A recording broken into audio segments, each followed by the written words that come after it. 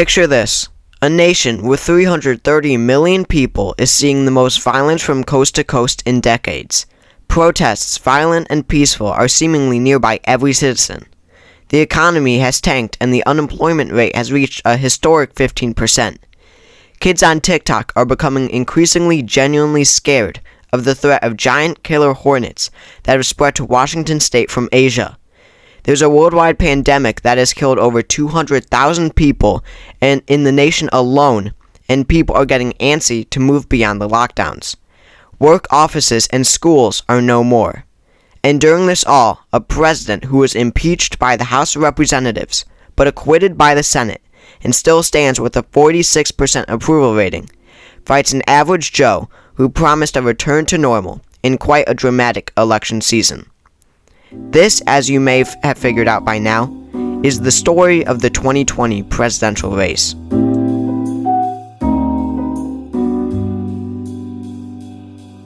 It's election night 2016. Somehow a businessman actor who every American either seemed to hate with a passion or think was genuinely funny is elected president. Enter Donald Trump. He didn't even win the popular vote, only carrying a majority in the Electoral College, so needless to say, things didn't start out so hot for him. He began his presidency with approval ratings underwater, which is quite literally difficult to do, and they remain like that throughout his entire term. These 4 years of Trump will be studied in the future. Trump derangement syndrome swept suburban wine moms across the country like COVID, except they contracted it in 2016. Whichever news channel someone watched became their personality, and that goes for both sides of the aisle. Any normal person only remembers the part of the 2020 election that actually took place in the year 2020. In reality, it started years earlier. Just about the blandest rich dad in America, John Delaney, announced his candidacy for the 2020 Democratic nomination in July of 2017. Yes, 2017, the year Trump was sworn in as president. The bigger picture is that a total of 29 senators, governors, congresspeople, authors, businessmen, mayors, and even a vice president would end up hopping into the Democratic race. This is the most notable contender for a party's nomination ever. Back in 2017, there was a group of Democratic senators branded the Hell No Caucus by the media that meaninglessly voted against confirming almost every one of Trump's cabinet appointees. Obviously, the goal here was to get attention among resistance liberals so that they could launch a presidential bid in 2020. There were 6 core senators in the caucus: Kamala Harris of California, Kirsten Gillibrand of New York, Cory Booker of New Jersey, Elizabeth Warren of Massachusetts, Jeff Merkley of Oregon, and Bernie Sanders of Vermont. What do you know? 5 of the 6 ended up running. Only Merkley opted not to. So what does this mean? Why is the Hell No Caucus significant to the contest? Because the primary became a contest of who could be the biggest anti-Trump resist lib, who could appeal to the wine moms in suburban Pennsylvania. This demonstrates the shift a conservative, ancestral Democrat turned Trump voter, or even progressive from New York City will tell you, of the Democratic Party, from working people to who knows what. That being said, big, well-known, and well-funded politicians who already had a platform to stand on emerged as the top vocal critics of Trump, and thus emerged as the top contenders for the nomination. This included Harris, Booker, and Warren of the Hell No Caucus, as well as Sanders, despite being one of the only candidates in the entire race who wasn't all about beating Trump in November. Bernie campaigned as a progressive, not a liberal, and yes, there was a difference. Others emerged as well. There was Beto O'Rourke, a congressman who almost defeated Ted Cruz in the 2018 Texas Senate race. He was young, I guess good-looking white man, so Trump-hating grandmas adored him. Amy Klobuchar, a senator from Minnesota, would eventually make a splash. Pete Buttigieg, a mayor in Indiana soon enough, would be a very viable option after a surprise performance. Andrew Yang, an unknown businessman, unexpectedly found success, but never had a chance. He talked about Trump the least of any candidate, only getting any votes at all because of the $1 billion that he would spend on his campaign. Michael Bloomberg jumped into the race late, in November of 2019. Oh, and there was a poor old Joe Biden, former vice president under Obama, who maintained a lead in national polls, but seemed to have zero path to victory after the early primary states. Most of the 29 dropped before the primaries even began. Some, like Harris, had completely wrecked in the excessive and unnecessary amount of debates that were held. Senator Harris says she's proud of her record as a prosecutor and that she'll be a prosecutor president, but I'm deeply concerned about this record. There are too many examples to cite, but she put over 1,500 people in jail for marijuana violations and then laughed about it when she was asked if she ever smoked marijuana. She blocked evidence that would have freed an innocent man from death row until the courts forced her to do so. She kept people in prison beyond their sentences to use them as cheap labor for the state of California. And she fought to keep cash bail system in place that impacts poor people in the worst kind of way. Thank you, Congresswoman. Senator Harris, your response. Others, like Gillibrand, Beto, and Booker, just fizzled out of the conversation when more notable people jumped into the race. And I am suspending our campaign today. I'm ending my presidential campaign. We do not have the means to pursue this campaign successfully. February 3rd, 2020, the Iowa caucuses. The killer bees are in Washington state, but still the nation seems fine. The election is sure to be the most important of the year, right? After a meltdown with the vote counting, an overwhelmingly white state who probably would have voted for Delaney if he had the funding, ends in just about a dead tie between Bernie Sanders and Pete Buttigieg. The vote tabulating errors prevent us from knowing for sure who won. Now, Bernie was leading by a lot in Iowa according to polls, and Pete tying him was a shock. Not to mention, the establishment-backed Pete was wide and far the favorite of mainstream media, and he was certainly hyped up a lot after this performance. Warren got third. Biden, who again, I'll mind you, was first in nationwide, finished in an abysmal fourth. He couldn't possibly survive, right? February 11th, the New Hampshire primary. Bernie wins, but just by 1.3% over Pete. In 2016, he won the state over Hillary by 23%. Sure, Bernie had basically taken the first two contests, and the primary looked very good in his favor.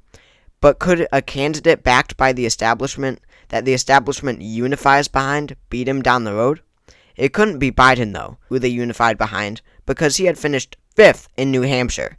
Would he wait until Nevada, or drop out now?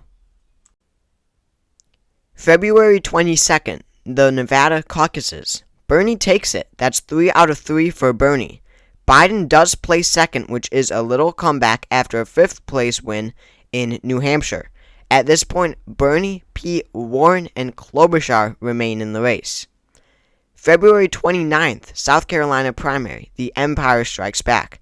Biden wins big, using his African-American base to handily win over Bernie. And then comes the unification. Before Super Tuesday on March 3rd, Pete and Klobuchar drop out and endorse Biden, making Super Tuesday a lot more dramatic. But would it change the outcome? And that is why today I am ending my campaign and endorsing Joe Biden for president. That I'm delighted to endorse and support Joe Biden for president.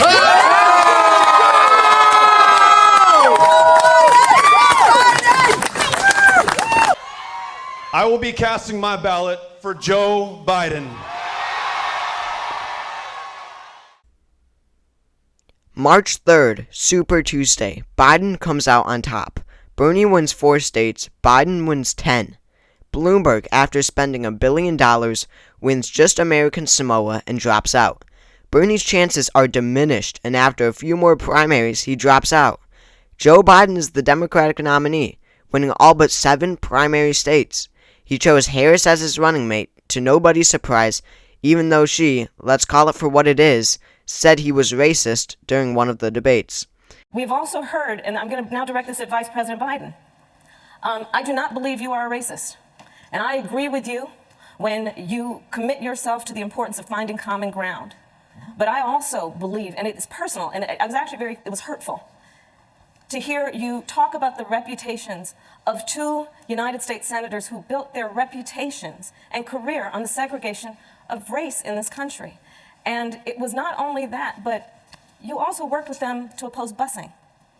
And, there was a little girl in California who was part of the second class to integrate her public schools. And she was bused to school every day. And that little girl was me. Meanwhile, Vice President Mike Pence remains Trump's running mate on the Republican ticket. That means the general election matchup is set. It's Biden versus Trump, America's kind grandpa versus America's insensitive uncle. On May 25th, George Floyd was killed in Minneapolis. This sparked protests in every corner and crevice of the country. Yes, there were Black Lives Matter protests in Wyoming, 8 of them actually. CNN and MSNBC displayed the peaceful ones. When they showed the violent protests, they distanced them from the actual movement and liberalism as much as possible. Meanwhile, Fox exclusively aired the violent ones. Fire in the streets, businesses being torn down, crumbling city blocks, attacks on the police. The issue of BLM then became entirely political. Democrats and Biden in support, Republicans and Trump against. The nation further divided.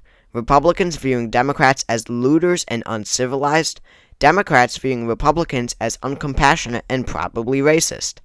On June 1st, Trump took the immediately infamous photo op, holding up the Bible at St. John's Church in Lafayette Square, violently forcing away BLM protesters with tear gas. It was a clear affront to the First Amendment right to assembly. This election would mean war like we hadn't seen before in recent history. Since March, the country had been put under lockdown for the COVID-19 pandemic, a virus spread from China. It was killing off the sick and elderly, and although it definitely killed and harmed some everyday healthy people, most regular Americans didn't feel all that affected by the disease. What hurt them more was the lockdowns, yet more civil unrest. Trump supporters quickly adopted the stance that our freedoms were being violated by the government, while Democrats, who didn't really care all that much about wearing a mask and staying inside all day, looked down on Republicans as idiots who were getting way too worked up over it. The media amplified these dividing positions. Americans were being pitted against each other more day by day. They had nothing to do all day except protest against police brutality or masks. Biden and Trump ran 2 very different campaigns. Trump very much took the one-sided conservative stance, publicly, on all of these issues. Even though he was the one who put the country in lockdown, he told his supporters that he'd fire Dr. Fauci.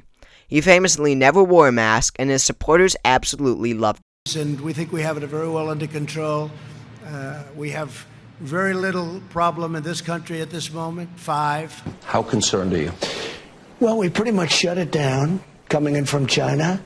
We have a tremendous relationship with China, which is a very positive thing. Getting along with China, getting along with Russia, getting along with these countries. Have you offered the Chinese president help with the coronavirus? Oh, yeah. Well, no, we're offering them tremendous help. We have the best in the world. He held a rally in Tulsa in June during the midst of the pandemic. He used the same talking points that Fox News did when speaking of the BLM protests. He characterized them as looters and criminals. Truly, he was one game-changing candidate that had never been seen before. Biden, on the other hand, was the nice guy. He ran his campaign on restoring the soul of the nation, basically saying that he would unite the country after the Trump era. All that unpassionate, maybe disingenuous type of stuff that 90% of the country wouldn't care about, but would bring in traditional principled John McCain-type Republicans and independents. He respected the mask mandates and lockdowns. In fact, he was criticized by Republicans for running a basement campaign. And they weren't entirely wrong. While Trump held his rallies like normal, Biden, when he did hold events, held small, lame, awkward car gatherings. This election was boring old Biden versus hated but still exciting Trump. But was Trump exciting in a good way? No, and this was perfectly demonstrated in the presidential debates. September 29, the first presidential debate.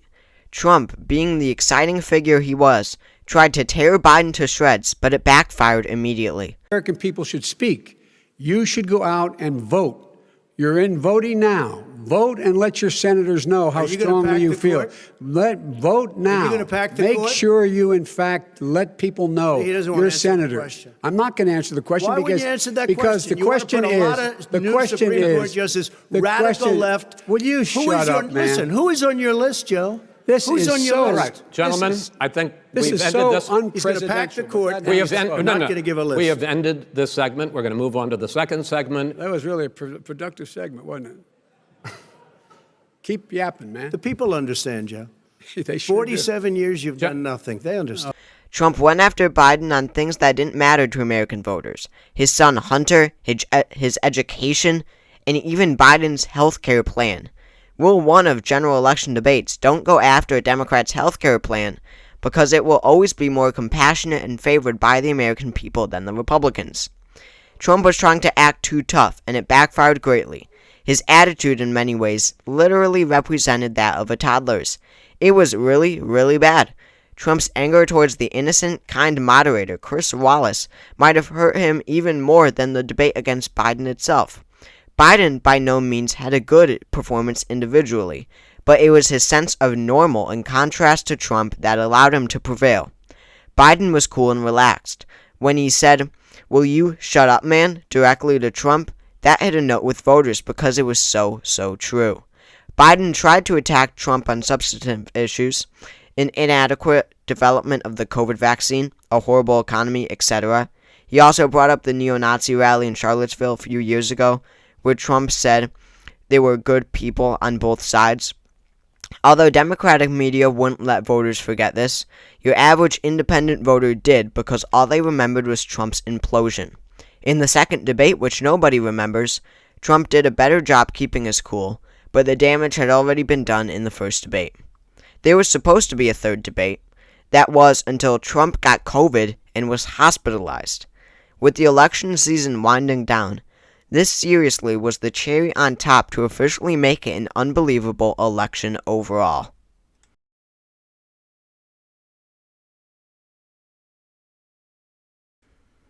Tuesday, November 3rd, 2020, Election Day. People voted everywhere. This was high stakes for both sides, and people truly took sides and cared about their side being victorious. Democrats were hoping for a clear rejection of Trump and a big win on election night. Republicans wanted another shock to the establishment by Trump winning another victory. By a large margin or small, it didn't matter. Neither happened. Vote counting went on for days. It was intense. The media covered every second of it. On election night, Trump won Florida. Biden had been leading in the polls, so the election might not just be over yet. Additionally, he carried Ohio by 8%. Polls indicated he would only win by 0.8%. That being said, Democrats were anxious. It was beginning to seem like a repeat of election night 2016. But after Election Day, the state calls in close states began to come in. Arizona, a 2016 Trump state, was shockingly called for Biden just 2 hours into the next day. That was huge. On Wednesday, Biden took Wisconsin and Michigan, 2 more flips. Trump's path to 270 had narrowed dramatically. After 2 days of no state calls, it was over on Saturday, November 7th. Biden won Pennsylvania and the presidency. Can now project that former Vice President Joe Biden will win Pennsylvania and Nevada, putting him over the 270 electoral votes he needs to become the 46th president of the United States. CNN projects Joseph R. Biden Jr. is elected the 46th president of the United States, winning the White House and denying President Trump a second term. Defying all odds in the Democratic primary and surviving a general election that should have been a landslide for him, Joe Biden had won. Kamala Harris became the first female vice president and only the second vice president of color. Democrats flooded the streets of big cities that morning. Biden won to celebrate their victory, the end of the Trump era for now.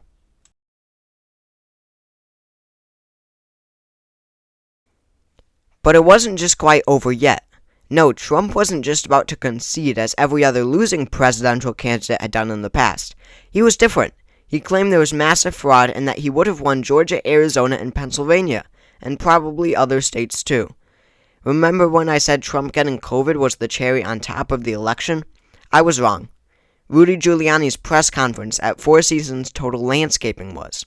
If you don't already know, the campaign thought they booked a press conference at the Four Seasons Hotel nearby in Philadelphia, but no, they somehow managed to book it at a random landscaping service place.